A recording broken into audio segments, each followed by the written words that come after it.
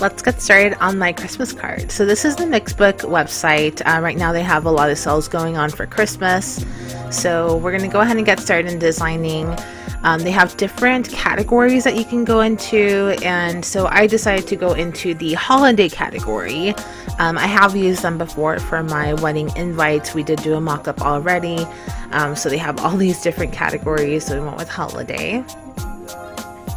So the really cool thing about the Mixbook website is that you can select, let's say you just have one photo that you want to use, you can select that, you can select what kind of theme, and that photo, is it landscape, is it portrait, and it narrows down to exactly what you're looking for.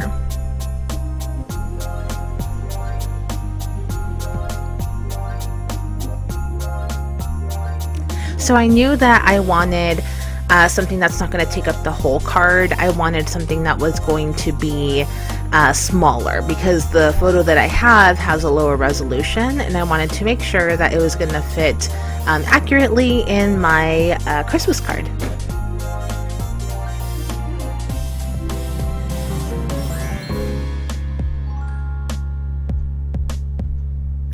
So I wanted to select at least 3 that I really liked so that I can design them and then make a final decision. So once you select 3, you can go ahead and go to where you design it. You put in your information, it's so easy. And then finally you're going to upload your picture, which is this one here. And if it's too small, it'll give you a message like you see me scrolling there, and this is how I knew that this was not the card that I wanted. I wanted to make sure that it was gonna look nicely, so then I went to the different card. Again, I filled out my information.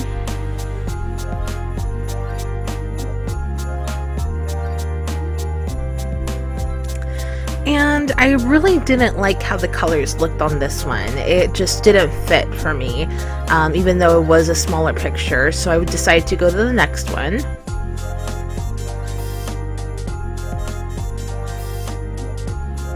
It's so easy to edit them. You can just put information that you want, take out information that you don't want.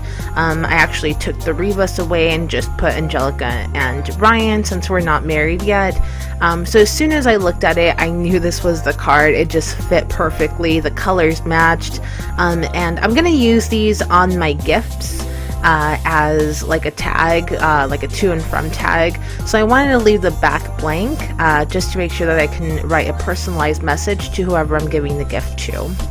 And like I showed you here, you can just preview it, and once you're ready to check out, you just hit that checkout button and you can see the other options. Right now they have something really cool where you can have the pre-addressed envelopes. I decided not to because, like I said, I'm just using it for gifts, so I'm not mailing it out. Using the satin finish, you can choose whatever finish you would like, and there's 3 different options, and then down there is where you can choose if you want the blank envelopes or the pre-addressed envelopes. So I didn't know exactly how many I wanted, so I just kind of, played around a little bit with the numbers and just thought of how many families I wanted to give it to. So I decided on 15, and then I just went ahead and hit the checkout button just to see the final price on that.